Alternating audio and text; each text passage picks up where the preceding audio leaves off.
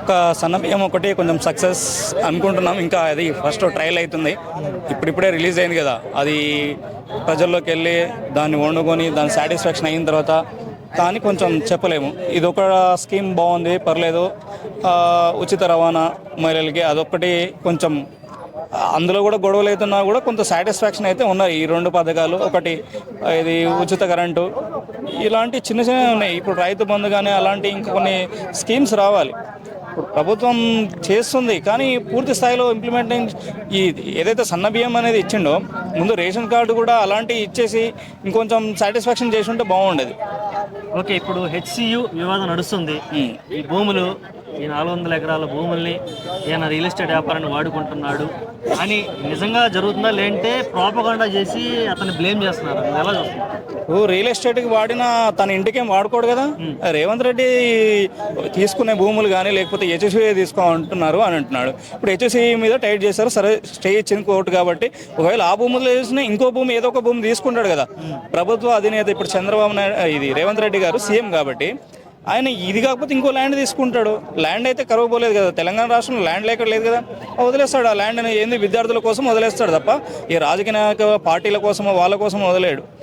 అది జరుగుతూ ఉంటుంది కామన్గా. ఎప్పుడైనా సరే ఒక అభివృద్ధి జరగాలంటే ఏదో ఒక ల్యాండ్ ఇవ్వాల్సిందే. అంతకుముందు ఇప్పుడు హైదరాబాద్లో చంద్రబాబు నాయుడు గారు, అంతకుముందు నేదురుమల్లి భాస్కర్ రెడ్డి గారు కాంగ్రెస్ గవర్నమెంట్ ఉన్నప్పుడు కూడా ఈ జూబ్లీహిల్స్ ఇదంతా ఏరియా కొండలు రాళ్ళు రప్పలే ఉండే కదా, అంతా చదువును చేసి రోడ్లు వేయడము, ఐటీ పార్కులు రావడం, ఇదంతా రావడంతో డెవలప్ అయింది. లేకపోతే ఉన్న హైదరాబాద్ అంతా ఏమీ వాడొద్దంటే అట్లాగే ఉండేది. మరి ఇలా సిటీ డెవలప్ ఎట్లా అయింది? ఓకే, సోషల్ మీడియాలో ఒక వర్గం పనిగట్టుకొని రేవంత్ రెడ్డి మీద దుష్ప్రచారం చేస్తుందనే వాదన ఉంది, నిజమంటావా లేకపోతే ఏమంటావు? అది కూడా కొంచెం వరకు వాస్తవమే. ఇప్పుడు రాజకీయ నాయకులు అంటే వాళ్ళు తిట్టుకుంటారు, రేపు పొద్దున కలుసుకుంటారు. పబ్లిక్ కూడా వాస్తవానికి రేవంత్ రెడ్డి గారిని ఒక మన రాష్ట్ర ముఖ్యమంత్రి అయినా ఆయనను పట్టుకుని వ్యక్తిగతంగా ఏకవచనంతో మాట్లాడుతూ తిట్టాల్సినంత అవసరం ఉంది. మేము మీ ఇంట్లో ఆస్తులను తీసుకుంటాం, మీ ఇంట్లోకి వెళ్ళే మనం గుంజుకుంటున్నాం. పబ్లిక్ కావాల్సింది మనం అడగాలి, డిమాండ్ చేయాలి. రాజకీయ నాయకుల పార్టీలు వాళ్ళు తిట్టుకుంటారు. ఈ పార్టీ ఇప్పుడు టీఆర్ఎస్ కానీ బీఆర్ఎస్ కానీ బీజేపీ కానీ వాళ్ళు తిట్టుకుంటారు. రేపు మళ్ళీ ఒకటే స్టేజ్ మీద పోయి అందరూ హాయన్న వాళ్ళు బాగానే ఉంటారు. పబ్లిక్ ఎందుకు? మీరు వ్యక్తిగతంగా సీఎంనే తిట్టాల్సినంత అవసరం ఉంది. మీకేమైనా వ్యక్తిగత పంచాయతీలు ఏమైనా ఉన్నాయా? అడగండి, క్వశ్చన్ చేయడంలో మనం తప్పు లేదు. ప్రజలుగా మనం అడగాలి. ఒక ల్యాండ్ తీసుకున్నప్పుడు అది వద్దు అని చెప్పడం, మన నిరసన తెలియడం. ఆల్రెడీ చెప్పిండు, ఇందిరా పార్క్ దగ్గర నిరసన వ్యక్తం చేయడానికి లేకపోతే ఇంకోటి అన్నీ ఫ్రీ ఇచ్చిండు. నువ్వు ప్రభుత్వానికి వచ్చే సమాధానం చెప్పొచ్చు కానీ ఇష్టారాజ్యంగా తిడుతున్నావు. ఇప్పుడు ఇలా తిడతాం, రేపు పొద్దున ఆయనకు అవకాశం వచ్చింది అనుకో ఏదో దాంట్లో ఇరుక్కుంటారు, తర్వాత అప్పుడు ఇబ్బంది పడతాంగా. ఓకే, ఓవరాల్గా రేవంత్ రెడ్డి గారి పరిపాలన మీద సాటిస్ఫై ఉన్నావు? సాటిస్ఫాక్షన్ అంటే ఇంకొన్ని పథకాలు ఇవ్వాలి. ఈ రేవంత్ రెడ్డి గారికైనా ముఖ్యమంత్రి గారు, నేను ఇంతకుముందు వీడియోలో కూడా ఒకసారి చెప్పిన, ప్రభుత్వం సక్సెస్ అయిందంటే అది సీఎం మీదకే వస్తుంది. ప్రభుత్వం ఫెయిల్ అయిందంటే కూడా ఓన్లీ సీఎం మీదకే వస్తుందని చెప్పాను. హెచ్ఎస్సీ వివాదంలో ఓన్లీ ఇది ముఖ్యమంత్రి గారు వ్యక్తిగత నిర్ణయం తీసుకున్నారా? ఇప్పుడు వీళ్ళంతా విద్యార్థులు కానీ ఇంకా కామన్ పబ్లిక్ కూడా ఏమని తిడుతున్నారు? రేవంత్ రెడ్డి అని చెప్పి ఆయన వ్యక్తిగతంగా ఏకవచనంతో తిడుతున్నాడు. ఆయన ఒక్కటి తీసుకున్న నిర్ణయమా? క్యాబినెట్ ఉంది, మినిస్టర్స్ ఉన్నారు, ప్రభుత్వ యంత్రాంగం తీసుకున్న నిర్ణయం. ఫెయిల్యూర్ అయితేనేమో సీఎం మీదకే వస్తుంది, సక్సెస్ అయితే అందరి మీదకి వస్తుంది. అంతకుముందు కూడా వీడియోలో అదే చెప్పాను. తులం బంగారం అని ఇంకోటి కొన్ని స్కీమ్స్ చెప్పారు. మీరు 100% ఇవ్వకపోవచ్చు కానీ కొంత ఇవ్వడం, ఇంకో కొంచెం పబ్లిక్ని సాటిస్ఫాక్షన్ చేయగలగాలి.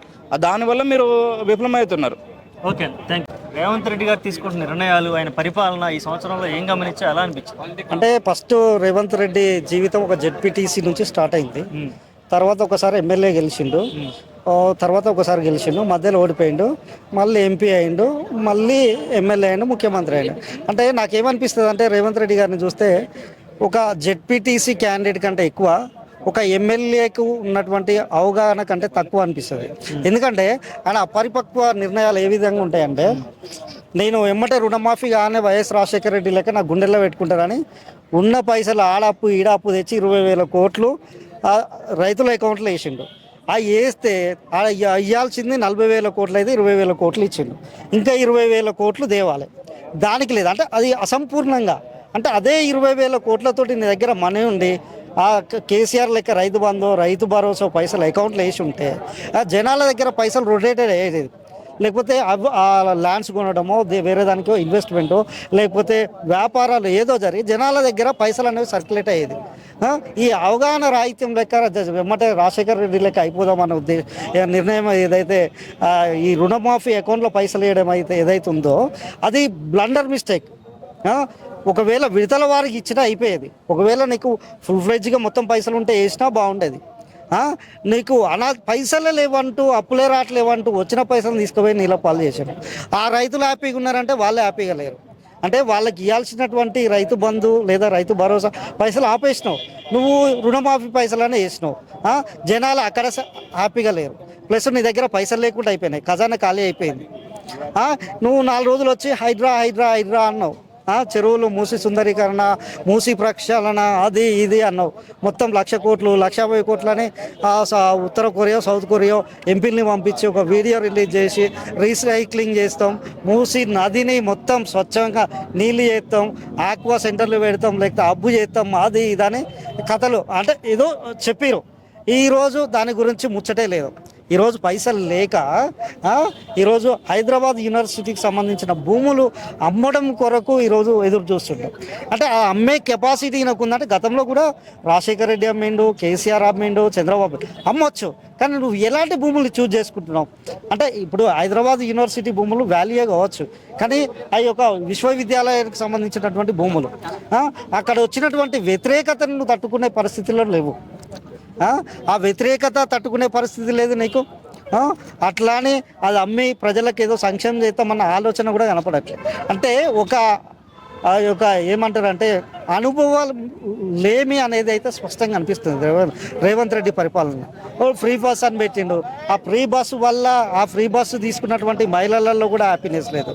ఆ 200 యూనిట్లకు ఫ్రీ కరెంట్ ఎవరికి వస్తుందో ఎవరికి పోతుందో తెలియదు. ఆ గ్యాస్ సిలిండర్ 500 అంటారు కానీ అది ఎవరికి వస్తుందో ఎవరికి పోతుందో తెలియదు. ఏ స్కీమ్ తీసుకో ఫుల్ ఫ్లెడ్జ్గా ఇంప్లిమెంట్ చేసిన స్కీమ్ ఇంతవరకు ఒక్కట్లేదు. వాళ్ళ ఎమ్మెల్యేలే వాళ్ళ మంత్రులే మేము చేయలేకపోతున్నామని వాళ్ళు కూడా ప్రెస్ మీట్లు పెట్టి మాట్లాడే పరిస్థితులు చూస్తున్నాం.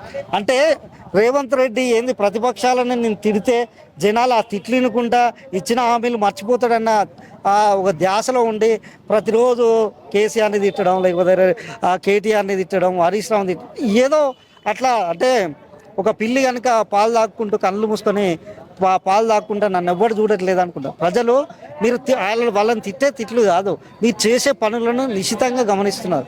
ఈరోజు 15 నెలలు అవుతుంది. ఈరోజు స్థానిక ఎన్నికలకు పోయే పరిస్థితి లేదు, ఎలక్షన్లకు పోయే పరిస్థితి లేదు.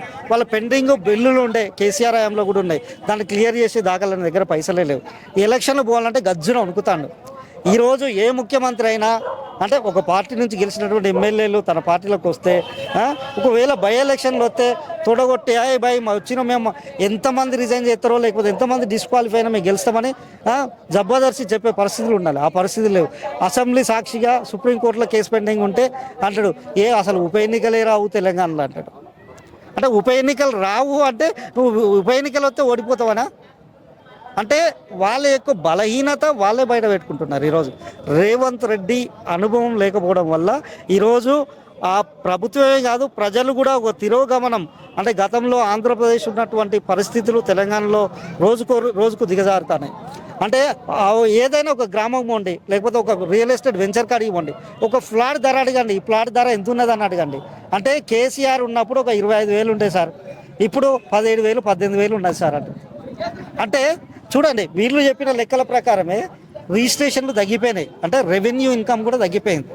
అంటే వీళ్ళు చేసినటువంటి హైడ్రా బీభత్సం కావచ్చు, ఈరోజు భూముల వేలంపాట కావచ్చు, వీళ్ళ మీద నమ్మకం అనేది సన్నగిల్లడం వల్ల ఈరోజు పైసలు ఉన్నాడు కూడా పైసలు బయటికి తీసి ఒక ప్రాపర్టీ అసెట్స్ను క్రియేట్ చేయడమా లేకపోతే అసెట్స్ను కొట్టడమా ఇలాంటి పనులు చేయలేకపోతున్నారు.